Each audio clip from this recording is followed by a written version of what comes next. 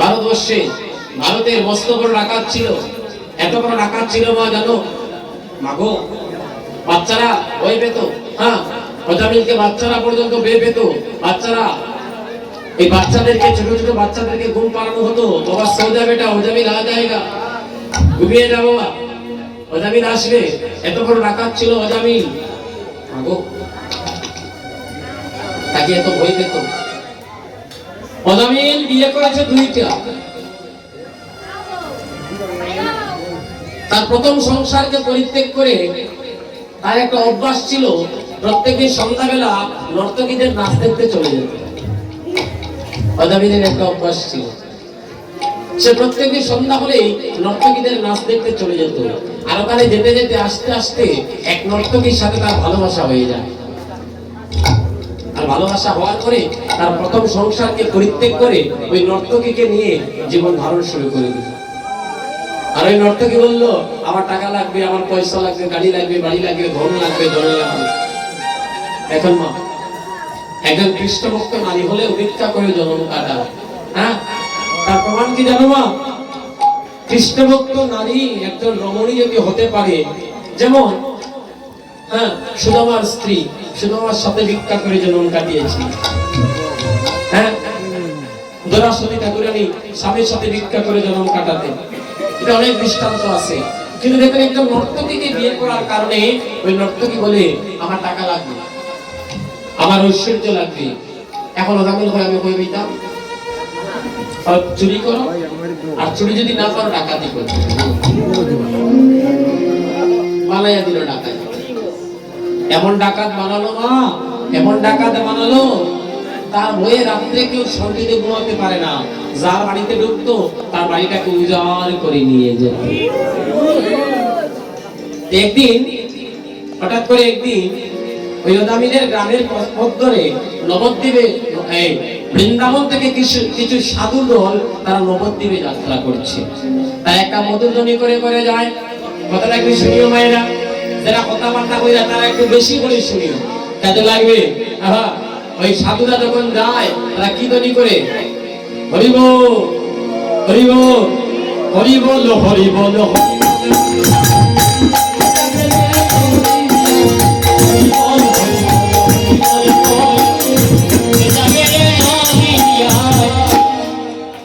সবাই একটু তাল দিবেন। তালটা হচ্ছে পরম ব্রহ্ম। তালের গতিতে আমরা নদিয়াতে যাবো ওই সাধু গন্ধের সাথে সাথে। হরি বল, হরি বল, হরি বল, হরি বল।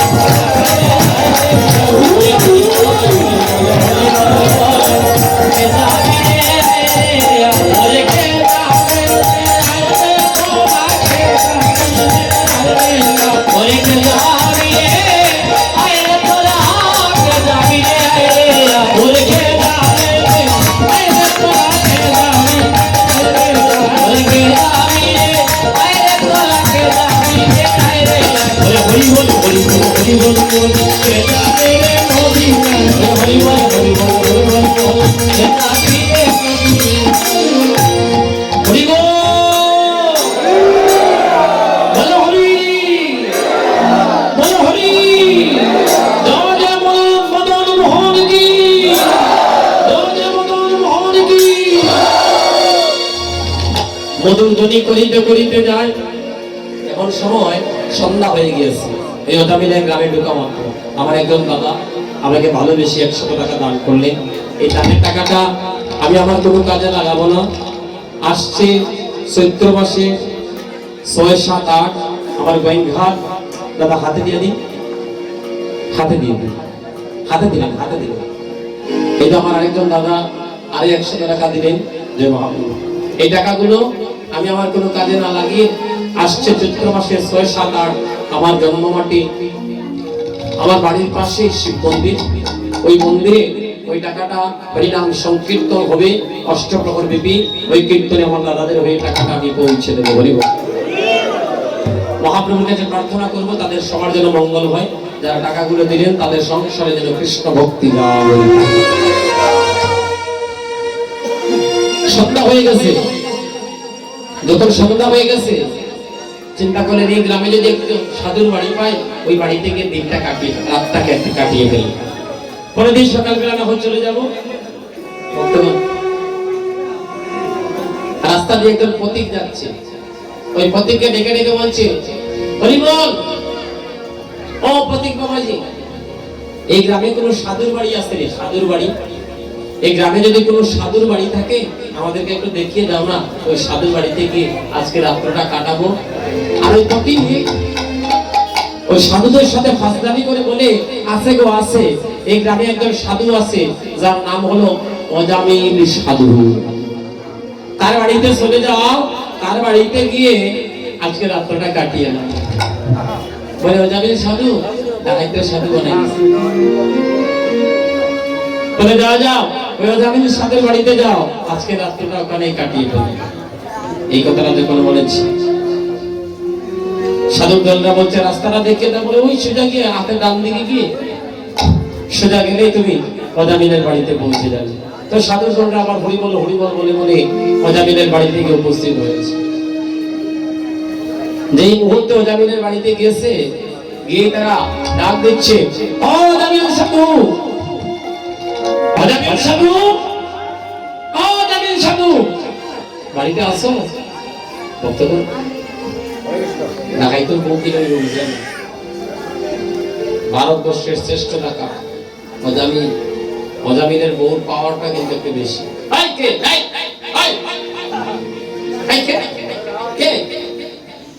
সারা জীবন শুনলাম অজামিল হলো ডাকাতি, আইস ভাই এরা সাধু। হ্যাঁ কে রে? কে? ও সাধু বাবা। সাধু বাবা, সাধু দেখবে দেখবে সবার মনটা করে যায়, সাধু দেখতে মনটা করে যায়। কে আপনারা? আপনাদেরকে কে বলেছে অজামিল সাধু? কে বলেছে অজামিল সাধু? অজামিল তো ডাকা। আপনারা চলে যান, এই বাড়িতে এসে যদি দেখে অজামিল যদি এসে শুনতে পারে যে সাধুর দল এসেছে আপনাদেরকে অপমান করবে, বলে মারে মা আজকে রাত্রিটা চলমাকে একটু কাটিয়ে দিই না, দেন আমার একটা ব্যবস্থা করে। অজামিলের স্ত্রী মনে মনে ভাবলো এত রাত্রিবেলা এসেছে, আর সাধুদেরকে যদি বাড়ি থেকে বিভোগ করে ফিরিয়ে দেই তাহলে আমার সংসারে অমঙ্গল হবে। জীবনে তো কোনোদিন সংসারে চিন্তা করলাম না, আর বাধ্য ফলে যখন সাধুদের চরণধুলি করেছে, বলে সাধু বাবা ডাকাতের ঘরে তোমাদেরকে থাকতে দেব না, ওই ডাকাতের ঘরে থাকলে তোমাদের পাপ হবে, ওই গাছের নিচে আমি ব্যবস্থা করে দিচ্ছি, ওইখানে আজকে রাতটা কাটাতে পারবে না। বলে তাই দেব, প্রচন্ড খিদে পেয়েছি।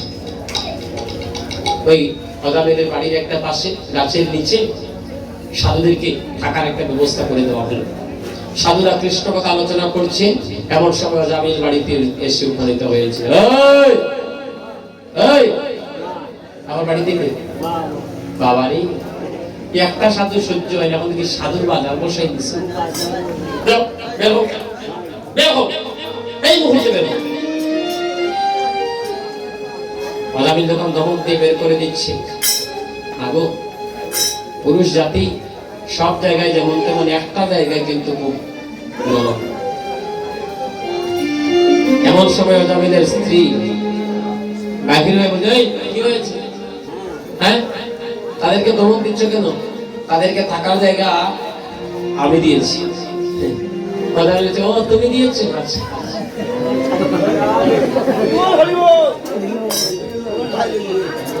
জায়গাটা বুঝছেন নাকি? তা ডরাইনি আপনারা? বড় কঠিন জায়গা, বড় কঠিন। হ্যাঁ সাধু দল পরের দিন সকালবেলা চলে যাবে। অজামিলের স্ত্রী গিয়ে প্রণাম করছে, বলছে মারে মা আমি যোগবনে দর্শন করছি, আমি দেখতে পাচ্ছি তোর গর্ভে আগত একটা পুত্র সন্তান, আর ওই সন্তান জন্মের পরে তার নামটা রাখবি তুই নারায়ণ। যদি নারায়ণ নাম রাখতে পারিস, তারা স্বামী স্ত্রী দুজন মিলে উদ্ধার হয়ে চলে যাবে। বৈষ্ণবের কৃপা, নাম রাখা হলো নারায়ণ। যে অজামিল একবার ভগবানের নাম নিত না, সে দিবানিশি ডাকতে, আয় বাবা নারায়ণ, নে বাবা নারায়ণ, যা বাবা নারায়ণ, খা বাবা নারায়ণ, বুকে আয় বাবা নারায়ণ, ফুলে আয় বাবা নারায়ণ। দিবানিশি কতবার যে নারায়ণের নামটা নিচ্ছে। আরে নারায়ণ নাম নিতে নিতে আসলো অজামিলের বার্ধক্যকাল, মরণকাল। যমরাজেরা যখন এসে সারা জীবনের প্রাপ্ত ডাকাতকে যমরাজেরা যখন ধরে নিয়ে যাবে, এমন সময় অজামিল যমরাজদেরকে দেখে প্রাণের ভয়ে ডাক দিচ্ছে তার পুত্রকে, কোথায় আছো হে পুত্র নারায়ণ? অজামিলের নারায়ণ নামের ধ্বনি শুনে যমরাজেরা উঠিয়া দিছিল।